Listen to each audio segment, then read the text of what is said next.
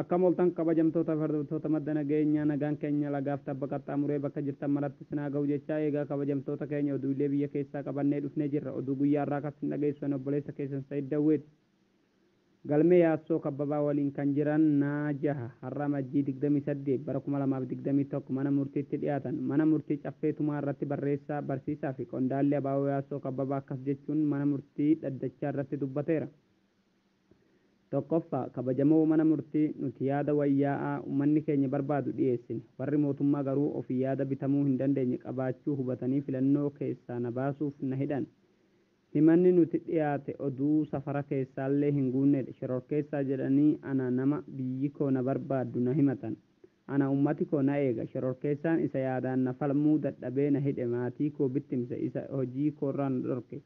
Galii koo addaan kute isa kaayyoo koorraa na hanqisuuf na qabee jiru malee anaa miti. Lammaffaa deddeebiin beellama mana murtii kanaa na nuffisiiseera. Mirga saffisaan haqa argachuu koo sarbameera. Yeroo 30 oliif dhiyaadheera. Kun waan seeraa fi haqa bira darbee namummaa fi namoota jibbisiiseera. Haqaa fi seera ittuma dhiisamee mirga namummaaf yaada. Sadaffaa dhaddachi kun bilisa ta'ee dhimma keenya ilaaluu qaba. Ta'uu baannaan kabbaa abbaa seerummaa uffatanii ergama biraaf waan as teessan natti fakkaata. Afraffaa mana hidhaa keessatti dhiittaan mirga namoomaa deddeebi'ee nurratti raawwachaa jira. Carraa Oromootaa nu duraa gatii qaqqaalii kaffalanii nutis qaqqabnee jirra. Kaffaaloo Tafarraa miila lama mana hidhaa galee lachuu dhabee kan ba'e dhaddacha kanatti osuma deddeebi'uuti. Taaddasaa Birruu fi Maammoo Mozammir dhaddachuma kanatti du'an adabaman. Kanaaf akkuma feetanitti yookaan nutti murteessaa jechuun yaada isaa kennate. Hidhamtoonni siyaasaa Oromoo sababa ilaalcha siyaasaan qofa manneen hidhaa garaagaraa keessatti hidhamanii dararamaa jiran saffisaan hiikamuu qaban hawaasni Oromoo bakkaayyuu sochiisaa jabeessee gaafachuu qabaa jenna. Anaa Jillee Dhumuugaa kan taate magaalaa Sanbatee bulchiinsa mataa ishee hundeeffatuuf akka deemtu gabaafamaa jira. Magaalaa Sanbatee magaalaa guddoo Anaa Jillee Dhumuugaa yoo taatu lafa mijjattuu fi magaalaa diinagdeen guddoo keessatti kan argamtu yoo taatu garuu bulchiinsa mataa ishee hanga ammaa kan hin hundeeffanne yoo ta'u amma garuu hundeeffatuuf akka fedhii qabdu calaqqisiisaa jirti. Magaalaan qaama magaalaa Sanbatee kan taate magaalaan Makkannaa Dabaa Sanbatee irraa kutamtee Amaara jala kan bara dheeraaf galfamtee turte bulchiinsa mataa ishee godhattee of bulchaa jirti. Sanbateen magaalaa Makkannaa akka of jala galchu cimsinee gaafanna.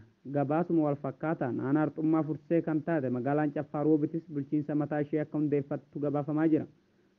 Dhukkaasi guyyaa lama dura aanaa Dawaa Caffaa ganda masarataa keessatti dhukkaa bulee wal qabatee liyyuu hayliin Amaaraa uummata Oromoo irraa qawwee hiikuuf yeroo garaagaraas imalan.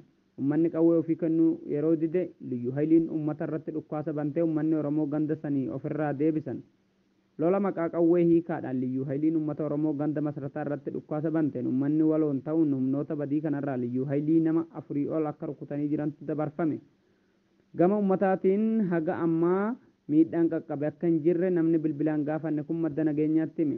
Eegaa maddeen keenya kun dabarsee uummanni keenya cal jettanii walirratti hin ilaalinaa waliif dirmadhaa waan darbeerraa barumsa qoodadhaa jechuun dabarse. Lammiileen Itoophiyaa 293 Saudi Arabiyaa irraa gara biyyaa deebi'an. Lammiileen Itoophiyaa 293 Saudi Arabiyaa irraa gara biyyaatti deebi'uun ibsame. Guyyaa 3 dura lammiileen Itoophiyaa 293 Saudi Arabiyaa gara biyyaa deebi'aniiru. Itoophiyaanonni gara biyyaa deebi'an kun hundi dhiira ta'uu gabaafame. Oduun keenya kanuma waan wajjin turtaniif galatooma. Aloo, salaamu alaikum warahmatullahi wabarakaatu. Wa alaikum assalaam warahmatullahi wabarakaatu. Obboleessa keenya Muhee Callaan jedhama. Miidiyaa madda nageenyaa irraan si bilbilaa kami nagaa fayyaa? Nagaa galata rabbi alhamdulillah. Jira.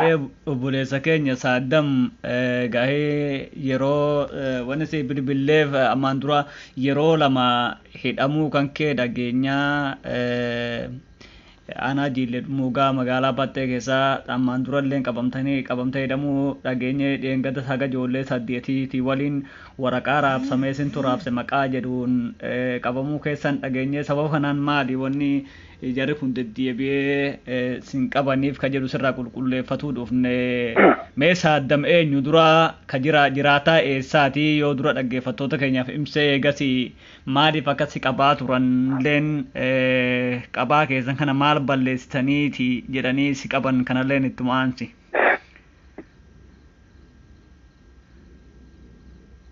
yani jalqabarraan hojjetaa mootummaa kan ture jalqabarraa raayyaa ittisa biyyaa keessaan dalagaa ture.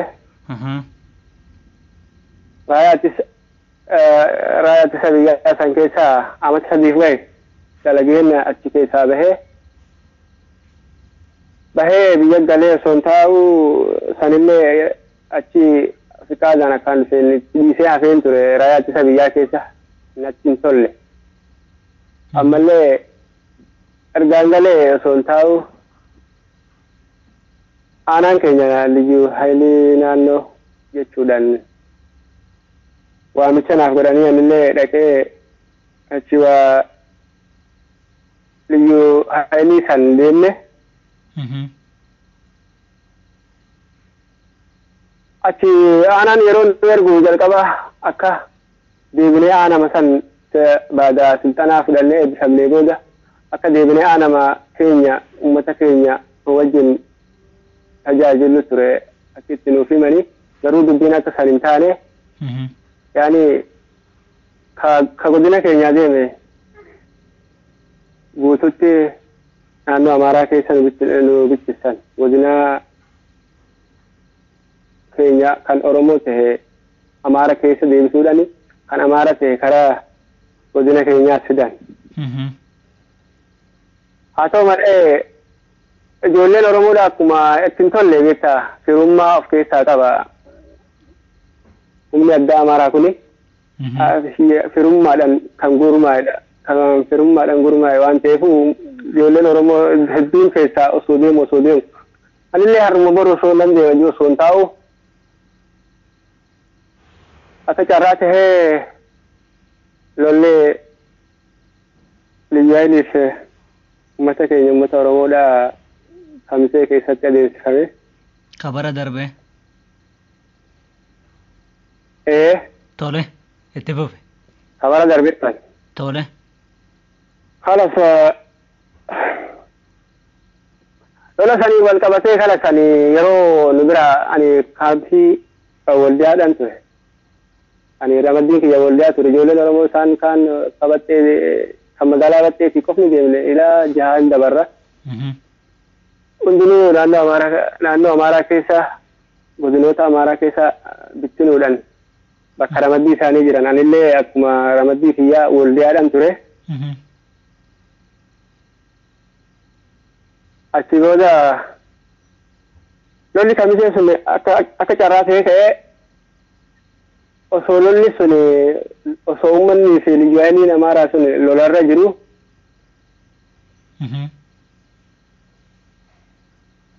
liyyaayilii ani bilbila ijoollee dawwee fudheen ture dhoksaan information kennaafiin ture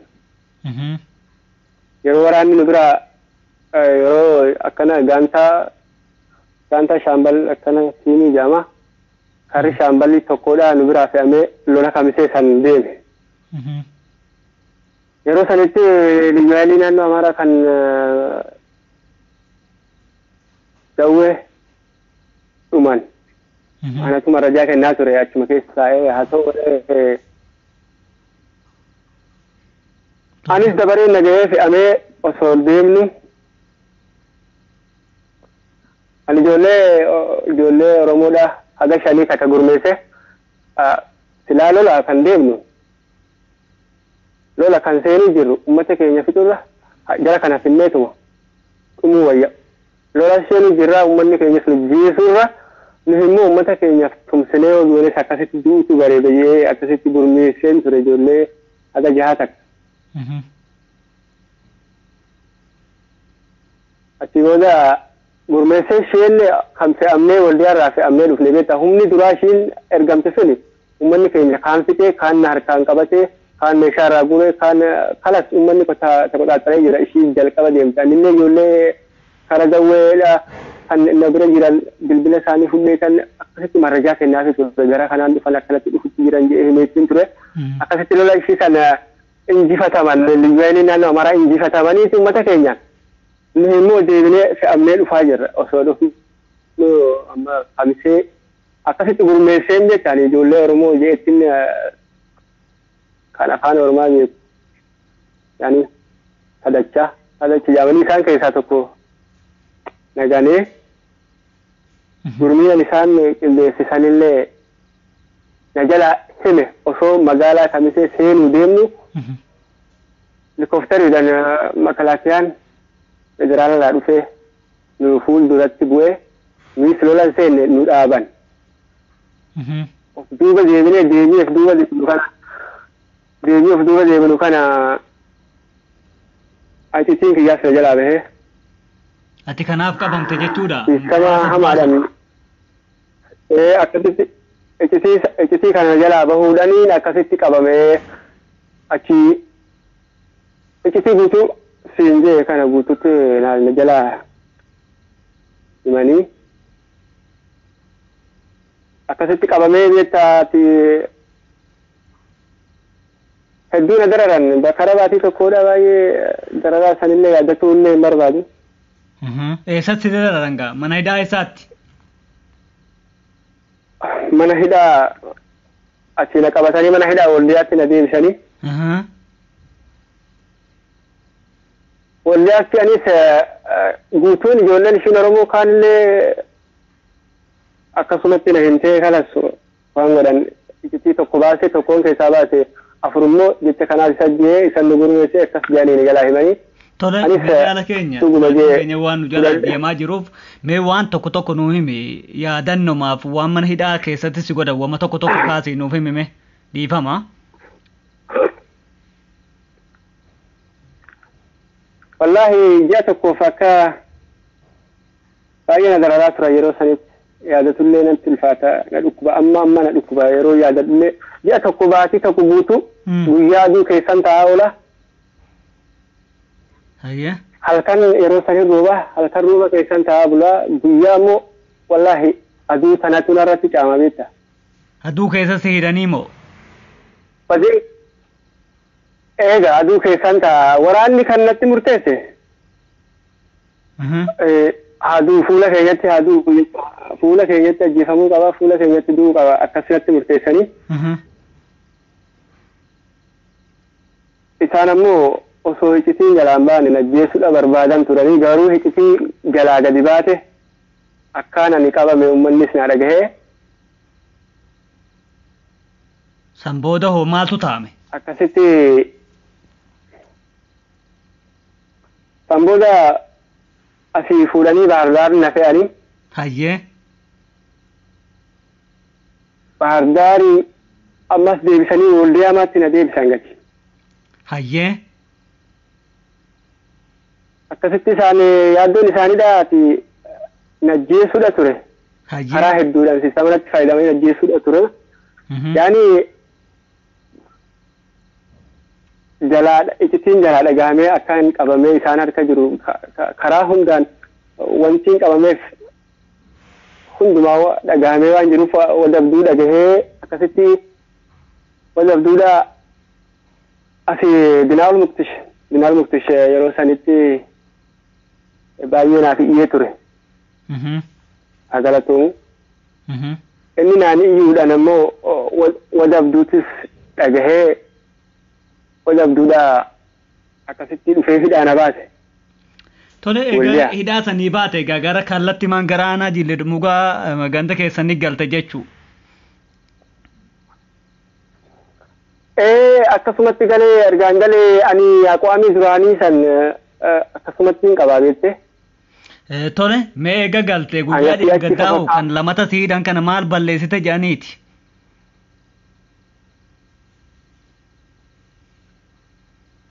Waraqaan halkan manxaffamee jira maali jedhaniiti na hidhanii.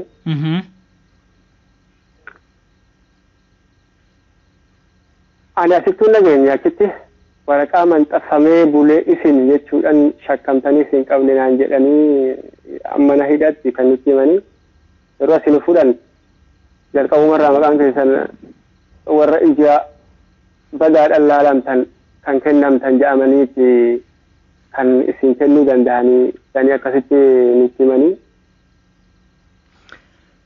Tole ijoollee Tole ijoollee ammaan dura walimee duubatiin oguuta akkasii deebisa. Ijoollee ammaan dura waan kana waliin qindeeffattanoo quba qabdaa isaan dararaan akkamii isaan irra akka gahaa jiru nagahaan jiraachuu dararaan irra jiraachuu quba qabdaa isaan.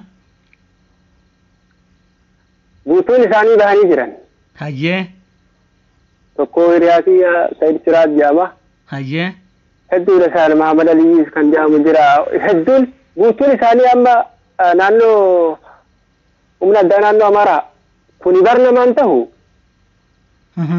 Osoo heeruma mootummaa jiru kana heeruma seerumaa fi adeemsumti isaanii mootummaa jiru jira jedhamu kanaan waliin kan tarkaanfatan ta'e gaarii bar isaan kan qindaa'an firaanii bar firaaf qindaa'anii ati Oromoo taatee afaan Oromoo dubbattee Oromoo fi jechuun eessa jira achi keessa eenyu fudhatee taa'uu hin danda'u hunduu bahanii jiran. Tole eessa jiraatan amma